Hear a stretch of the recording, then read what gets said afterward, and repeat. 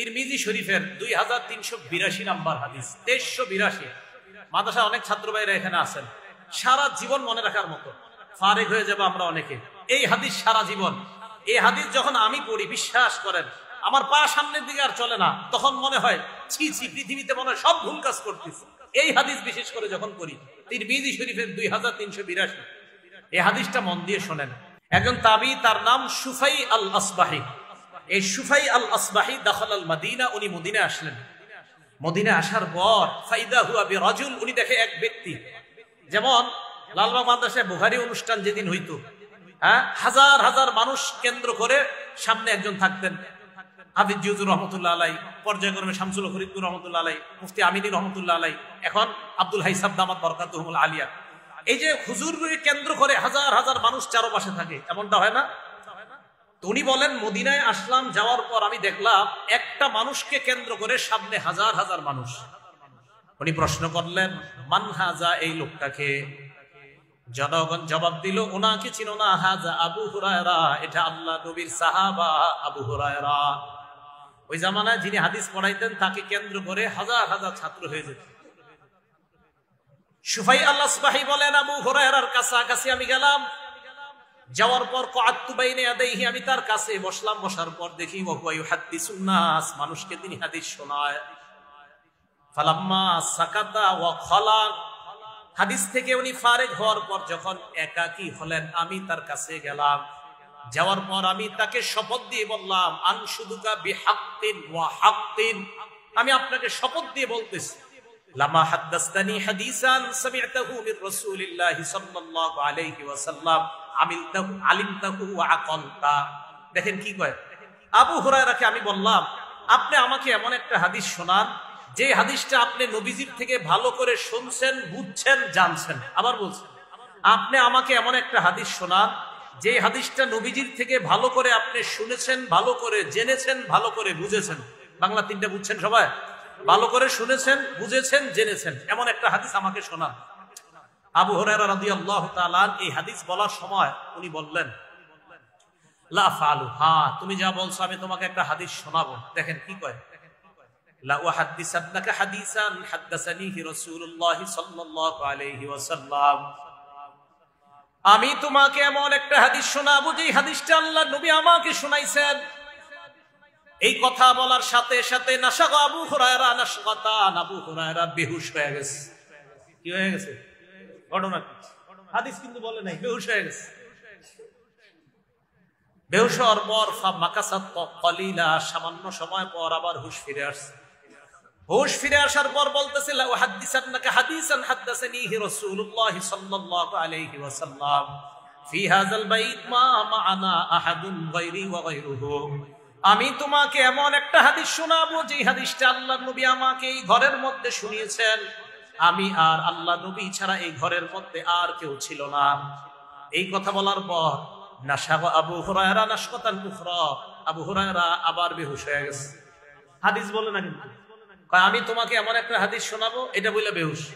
আবার বলতেছে, আমি তোমাকে একটা হাদিস শোনাবো যেটা নবীজি আমাকে শোনাইছে, এটা বলে আবার বেহুশ। আবু হুরায়রার আবার হুশ ফিরে আসছে, আসার পর বলে, লা উহাদ্দিসান্নাকা হাদিসান হাদাসানিহি রাসূলুল্লাহ সাল্লাল্লাহু আলাইহি ওয়াসাল্লাম ফি হাযাল বাইত ওয়া মা মা'ানা আহাদুন গায়রি ওয়া গায়রুহু, আল্লাহর নবী আমাকে এমন একটা হাদিস শোনাইছে যে হাদিসটা আমি তোমাকে শোনাইতে চাই। এই হাদিস এই ঘরের মধ্যে, নবী বলছে এই হাদিস বলার সময় আমি আর নবী ছাড়া ঘরের মধ্যে আর কেউ ছিল না। এই কথা বলার পর আবু হুরায়রা আবার বেহুশ হয়ে গেছে। কবার হলো? তিনবার। কয়বার? হ্যাঁ, সারা দুনিয়ার জন্য, বিশেষ করে উলামায়ে কেরাম আমরা যারা, আমাদের জন্য শিক্ষণীয় এই হাদিস। হাদিস বলতে যাবে, বলতে পারতেছে না, খালি বেহুশ হয়। আবার হুশ ফিরে আসছে। আবার হুশ ফিরে আসার পর আবু হুরায়রা বলে, লা উহাদ্দিসান্নাকা হাদিসান হাদাসানিহি রাসূলুল্লাহ সাল্লাল্লাহু আলাইহি ওয়াসাল্লাম, আমি তোমাকে এমন একটা হাদিস শোনাইতে চাই যে হাদিসটা আল্লাহর নবী আমাকে এই ঘরের মধ্যে বলছে, আমি আর আল্লাহর নবী ছাড়া কেউ ছিল না। সুম্মা নাশাগা আবু হুরায়রা নাশগাতান, আবু হুরায়রা আবার বেহুশ হয়ে গেছে। আবার হলো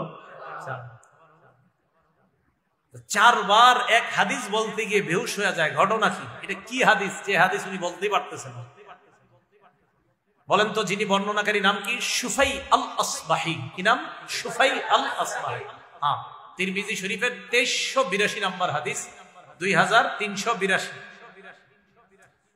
মাদ্রাসার পুরাতন নুসখাগুলোতে মিলে যাবে, মাদ্রাসার যে নুসখাগুলা মূল নুসখা এগুলোতে মিলে যাবে হাদিসটা।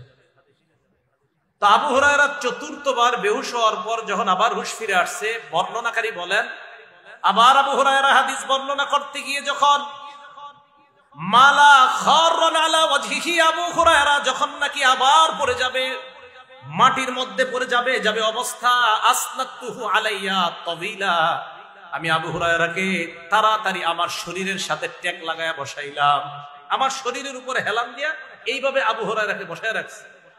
বসানোর পর যখন হুশ ফিরে আসছে, আসার পর আমি ভালো করে ধরে বললাম হাদিসটা শোনান। আবু হুরায়রা বলেন, শোনো, আল্লাহ নবী বলছেন ইন্নাল্লাহ তাআলা ইযা কানা ইয়াউমুল কিয়ামা ইয়ানজিলু ইলাল ইবাদ, কিয়ামতের ময়দান যখন হবে আল্লাহ বান্দাদের সামনে নামবেন, লিয়াকজি বাইনাকুম, বান্দাদের মাঝে ফয়সালা করার জন্য। আউয়ালু মান ইয়াদউ বিহি রাজুলুন তাআল্লামা, সর্বপ্রথম আল্লাহ তিন ব্যক্তিকে ডাকবেন। এক নাম্বার তাআল্লামাল কুরআন, যে ব্যক্তি কোরআন শিখছে। কি শিখছে? কোরআন। হাফেজ উদ্দেশ্য, আলেম উদ্দেশ্য, এটা দ্বারা হাফেজ উদ্দেশ্য, আলেম উদ্দেশ্য। যে ব্যক্তি কোরআন শিখছে তাকে আল্লাহ ডাকবেন। দুই নাম্বার রাজুলুন কুতিলা ফি সাবিলিল্লাহ, ওই ব্যক্তি, যেই ব্যক্তি আল্লাহর রাস্তায় শহীদ হয়েছে। তিন নাম্বার রাজুলুন কাসীরুল মাল, যে ব্যক্তি প্রচুর সম্পদশালী ব্যক্তি, এই ব্যক্তিকে আল্লাহ ডাকবেন। ডাক দেওয়ার পর সর্বপ্রথম আলেমকে আল্লাহ বলবেন, আমি তোমাকে এমন বিদ্যা শিক্ষা দিয়েছিলাম যে বিদ্যা আমি আমার নবীর উপর নাজিল করেছিলাম। ফামাযা আমিলতা ফীমা উল্লিমতা, আমি তোমাকে যা শিক্ষা দিলাম তুমি কি আমল করছো? আমি তোমাকে শিখিয়েছিলাম, কোরআন সুন্নাহর বিদ্যা তোমার মধ্যে দিয়েছিলাম, এই বিদ্যা অনুযায়ী কি আমল তুমি করছো? ওই বান্দা জবাব দিবে, আকুমু বিহি আনা আল-লাইলি ওয়া আনা আন-নাহার, আমি সকাল সন্ধ্যা আমল করছি আল্লাহ। আল্লাহ বলবে কাযাবতা, তুমি মিথ্যা কথা বলতেছো। তাকুলুল মালাইকাতু কাযাবতা, ফেরেশতারাও বলবে তুমি মিথ্যাবাদী।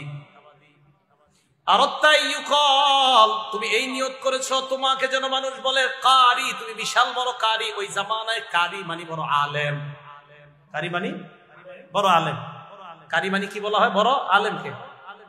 আল্লাহ বলবেন তুমি মিথ্যা বলছো, তোমাকে যেন বড় আলেম বলা হয়, বড় কারি বলা হয়, বড় মুফতি মুহাদ্দিস বলা হয়, এই কারণে তুমি বিদ্যা শিখছিলা। ওয়াকাদ কিল, তোমাকে অলরেডি যা চাওয়ার সেটা তোমাকে বলা হয়েছে, যাও এখন জাহান্নামে যাও। অন্য বর্ণনা আসছে এই ব্যক্তিকে হেঁচড়াইতে হেঁচড়াইতে জাহান্নামে ফেলে দেওয়া হবে। দুই নাম্বার, শহীদকে আল্লাহ ডাক দিয়ে বলবেন তুমি কেন শহীদ হয়েছো? বান্দা বলবে আল্লাহ কাতালতু সুম্মা কুতিলতু, আমি আপনার রাস্তায় লড়াই করেছি, এক পর্যায়ে আমি শহীদ হয়ে গেলাম। আল্লাহ জবাব দিয়ে বলবে না না, তুমি এই কারণে লড়াই করেছো লিউকাল আন্নাকা জারি, যেন মানুষ তোমাকে বিশাল বড় সাহসী বীর বাহাদুর বলে, এই কারণে তুমি শহীদ হয়েছিলা। যাও যাও, দুনিয়ার মধ্যে বাহাদুরের খেতাব তুমি অর্জন করেছো, যাও জাহান্নামে যাও। তিন নাম্বার, সম্পদ ওয়ালাকে ডাক দিয়ে বলবেন সম্পদ কোথায় তুমি খরচ করেছো? বান্দা বলবে মাবুদ তোমার রাস্তায় খরচ করেছিলাম। আল্লাহ বলবেন আরাত্তা ইউকাল আন্নাকা জাওয়াদ, তোমাকে যেন মানুষ বিশাল বড় দাতা বলে, এই কারণে তুমি সম্পদ খরচ করেছিলা। যাও, তুমি যা চেয়েছিলা এটা তুমি অর্জন করে ফেলছো, তোমার ঠিকানা জাহান্নাম। এই ব্যক্তিকে জাহান্নামের মধ্যে নিক্ষেপ করা হবে। এই হাদিসের এই অংশে আল্লাহ নবী বলেন উলাইকা সালাসা তুসাউআরু বিহিমুন নার, এই তিন ব্যক্তির মাধ্যমে জাহান্নামের আগুন সর্বপ্রথম আল্লাহ প্রজ্বলিত করবে। আবু হুরায়রা বারবার চারবার বেহুশ হওয়ার কারণ প্রথমে আলেম, এজন্য উনি বারবার বেহুশ হইতেছে যে এই কাতারে তো আমিও আছি। আবু হুরায়রা রাদিয়াল্লাহু তাআলা বারবার বেহুশ হওয়ার কারণ যে এই কাতারে আমি আছি, আমার কি অবস্থা হবে। এজন্য যে বিষয়টা আমি বুঝাইতে চাইলাম, প্রথম কথা আমাদের প্রত্যেকটা আমল যেন আল্লাহর দেখানোর জন্য হয়, মানুষকে দেখানোর জন্য না হয়। দ্বিতীয় কথা যেটা বুঝাইতে চাইলাম, আমাদের প্রত্যেকটা আমল একমাত্র আল্লাহকে খুশি করার জন্যই যেন হয়, ইখলাস থাকে ভিতরে।